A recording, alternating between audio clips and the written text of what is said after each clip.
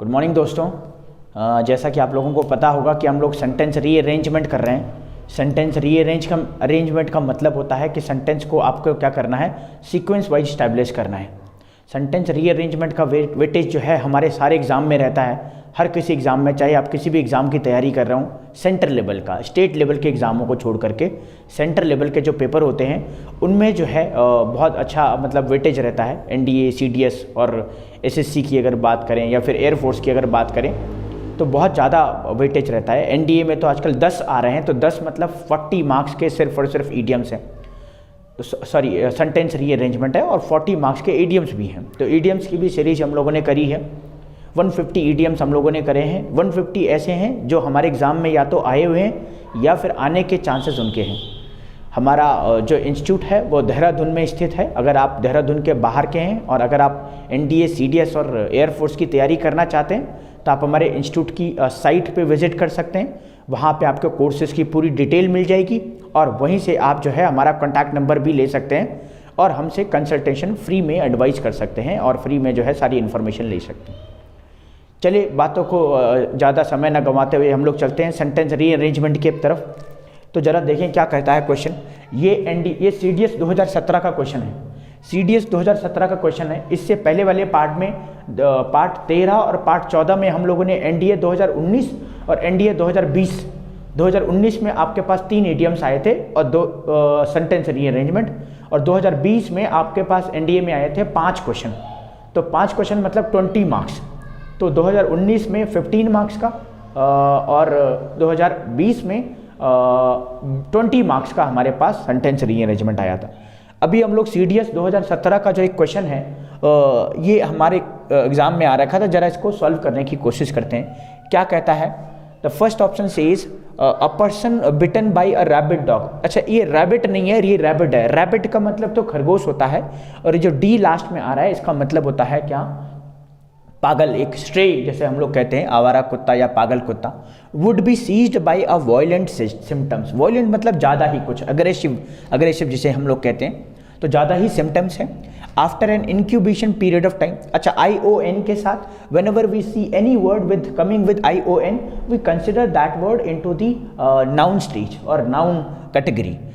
S option क्या कह रहा है? और to and die an agonising death. Agonise का मतलब होता है बहुत ही मतलब बदतर, एक तरह से डेथ की बात करते हैं। तो चलो, ये हमारे पास ऑप्शन है।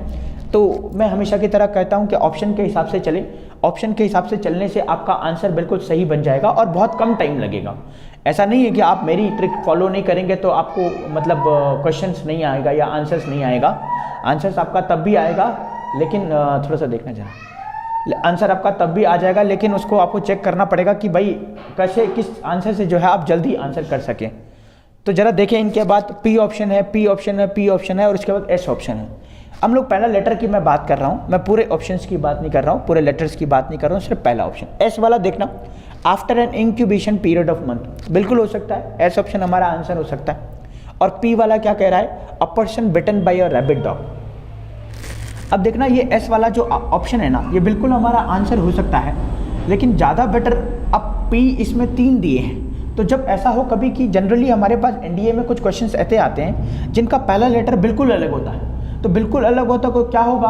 आपने पहला लेटर ढूंढा, आंसर मिल गया। लेकिन कई बार क्या होता है कि 2 लेटर्स जो है ना सेम रहते हैं, तो मोस्ट ऑफ द केसेस में उनमें आंसर होता है। यहाँ पे 3 लेटर सेम है। कैसे?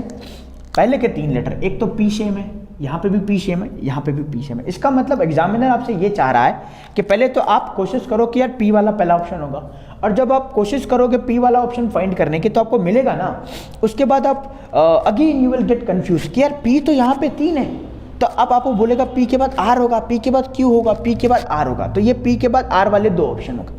तो ये बहुत सारी चीज़ें वो आपको बताएगा, तो आप ज़्यादा से ज़्यादा करेंगे तो ये सारी ट्रिक आपके माइंड में चलने लग जाएंगी।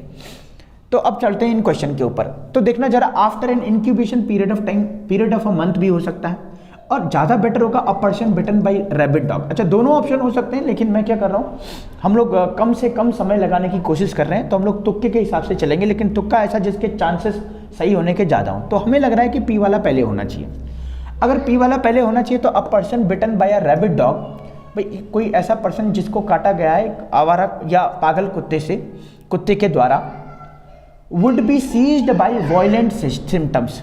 अब देखना P Q R S, P के साथ क्यू का ऑप्शन आ रहा है और आर क्या कह रहा है, after an incubation period of month or two, a month or two, 1 महीने या 2 महीने के बाद, ऐसा बोलना कि 1 महीने या 2 महीने पीरियड के दौरान।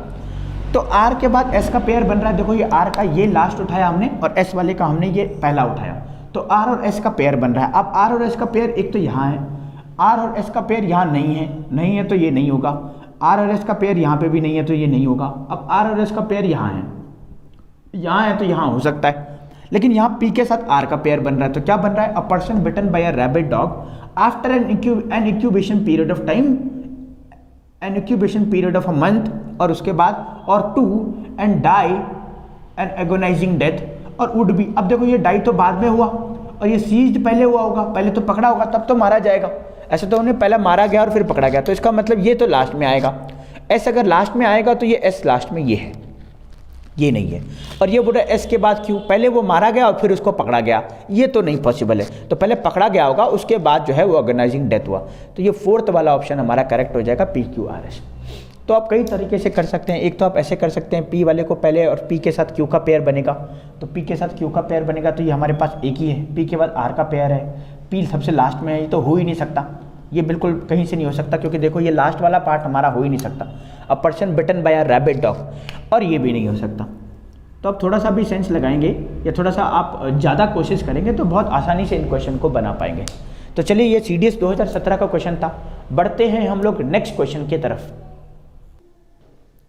तो ये बच्चों CDS 2019 का है, इससे पहले हम लोगों ने CDS 2017 का किया था, ये CDS 2019 का क्वेश्चन है। क्या कह रहा है, a company are asked the formal and informal interviews employees who are living for their opinions during. अच्छा, ये ड्यूरिंग जो एक ऐसा वर्ड है, किसी चीज़ के दौरान की बात कर रहा है और ड्यूरिंग के बाद कुछ ना कुछ आएगा, तो ये इस ड्यूरिंग से सेंटेंस हमारा ख़त्म नहीं हो सकता। और ये एस वाला पार्ट है, इसका मतलब क्या हुआ कि किसी भी ऑप्शन में एस सबसे लास्ट में नहीं आ सकता, और अगर कहीं एस आया है तो वो हमारा सेंटेंस बिल्कुल गलत हो जाएगा। इसमें आर है, इसमें आर है, इसमें क्यू है।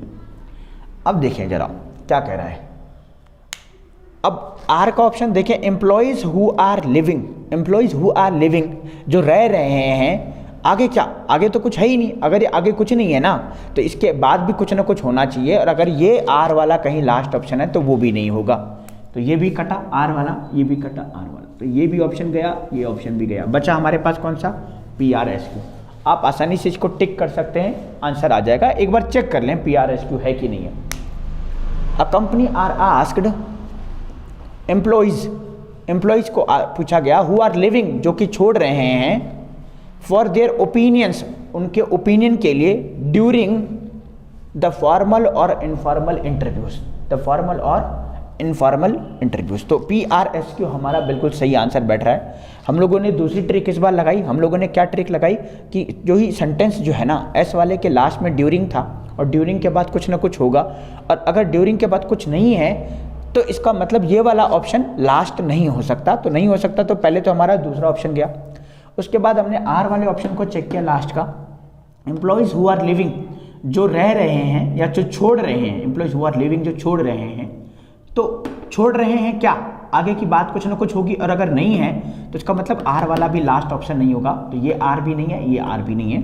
तो आप आसानी से बिना समय गंवाए हुए इसको क्लिक कर सकते हो, इसको राइट आंसर मार्क कर सकते हो। और ये क्वेश्चन जो है CDS 2019 का है।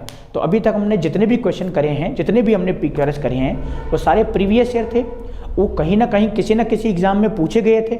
हो सकता है कि मैंने आपको ईयर ना बताया हो सकता है मैंने आपका ना बताया हो, जैसे अभी 13वें और 14वें पार्ट में मैंने नहीं बताया कि वो NDA 2019 और NDA 2020 के क्वेश्चन थे जो हम लोगों ने किए हैं पार्ट 13 और पार्ट 14 में। ये 15वां पार्ट है, इसमें हम लोगों ने CDS 2017 और CDS 2019 के क्वेश्चन करें। तो आप लोग बेटा ये प्रीवियस ईयर है, आप इनको सिर्फ ऐसे ही ना समझेंगे कि ऐसे ही कुछ क्वेश्चन है पढ़ने के लिए। अगर इस तरह के क्वेश्चन आप कर पा रहे हैं तो एक तरह से आप ठीक ठाक लेवल पे हैं और इसी लेवल को आगे बढ़ाना है। तो आज की क्लास हम लोग यहीं पे रखते हैं, हम लोग मिलते हैं नेक्स्ट क्लास में कोई दूसरी सीरीज को लेकर के।